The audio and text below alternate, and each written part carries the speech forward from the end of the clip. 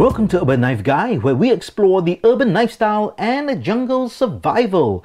Today we're going to have a look at some knives from Indonesia. If you didn't know, the country is well known for skilled craftsmen, and that spills over to knife making. And that's what I'm doing here, showcasing some knives from Indonesia, because they're definitely worthy of your attention if you're looking for an exotic international knife to add to your collection, or even to use out in the woods. This is something you definitely can consider.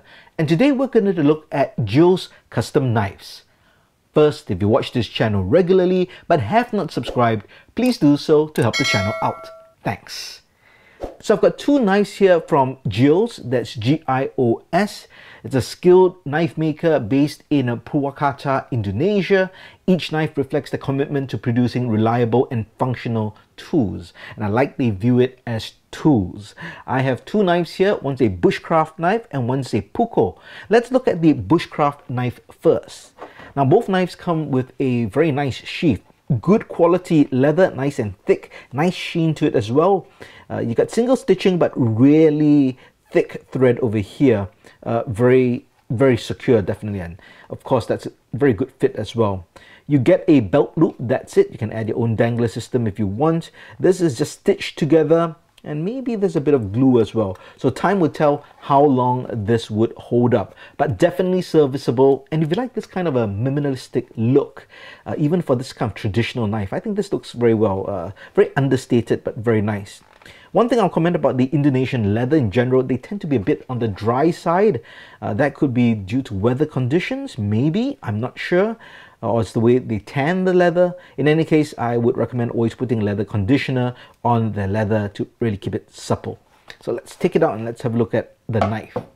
So this is a bushcraft style knife, and you can see it is in the spirit of the woodlaw, bushlaw type of knife design. Not exact because the handle shape is different, but in the overall spirit and look, you can tell, yeah, this is designed for bushcrafters. Let me give you some specs first. So the blade length is 3.7 inches, the handle length is 4.3 inches, the overall length is 8 inches. The weight is 4.75 ounces or 135 grams. So it's not a heavy knife, not what I would consider light as well, but well, I do consider this light, but I think the other people who might not consider this light, they'll find this just right. For me, I would say it's maybe on the slightly lighter side because I do like a bit of heft, and that's probably due to the blade thickness. It is not a thick blade, 2.5 millimeters, and the steel is high-speed steel, something I've never used before. It's a drop point style blade with a Scandi grind. Actually, it's a Scandi vex because there is a secondary bevel over here, and I must say that its grind is a bit low. It'll be interesting to test this out in the field. It's a satin finish and it's supposed to have a hardness of 59 HRC. The handle material is very unique looking. This is Burl Teak. Now, teak wood is very pretty. It's used a lot in furniture. Now, it's not an extremely tough or hard wood, but definitely would suffice for this kind of a bushcraft outdoor handle. Good enough. Now, it's put together with these, they aren't pins because these are like the lanyard holes. There are copper kind of rings, but it's not a tube that goes all the way through. I'm not sure if you can see that because it's really just rings. So I actually can see the raw wood. And I would say that definitely I would prefer if the wood was soaked in linseed oil or some kind of wood oil. I would prefer that. That would ensure it keeps it not too dry so it won't crack, and will also kind of expand it a bit so it ensures you won't get gaps over time for the knife. In terms of the fit and finish, everything is fine. Feels good, but I would say it's not perfect. What I mean by that is when I touch this, it's smooth, right? There's definitely no hot spots. You aren't gonna get any uncomfort, is that a word? But you definitely will be comfortable when you're using this, but it just doesn't have that high-end feel when you feel something. You really need to take some fine grade sandpaper, really sand that up and then oil it up, and then it's going to look expensive and feel expensive. Here you just have a great functional tool, and I think if that's the intended purpose, you can't go wrong with that. So this is the Bushcraft knife. Now before I bring it out into the field to test, let's have a look at the Puukko, which is also a kind of outdoor knife but with its own distinctive look. Again, the sheath is the same, so I'm not going to look at that now. We'll just look at the knife itself. So this is kind of a distinctive Puukko handle. Simple wood. It's got a, looks like a single pin. So this is unlikely a full tang knife. Of course, with the Bushcraft knife, that was full tang. This, wonder how deep this goes in. We know it at least goes in halfway just due to the pin over there.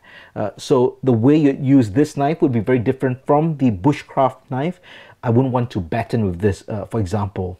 But very comfortable in hand, and just the overall look looks very serviceable. Now let's talk about the specs first. It's 3.7 inches for the blade, 4.3 inches for the handle, overall 8 inches, and that's basically essentially the same as the Bushcraft knife.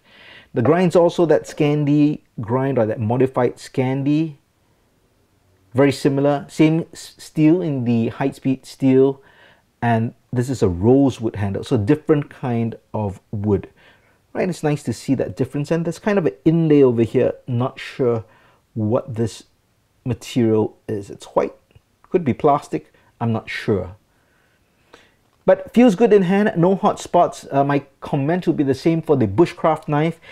Definitely serviceable, feels good, but doesn't have that high-end finish. But you could definitely oil it, sand it, and get that finish that you want.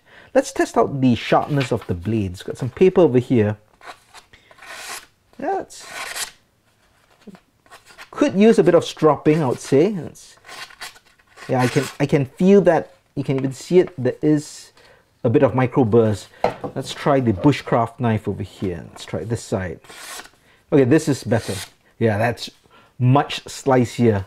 So definitely I can strop that just a bit.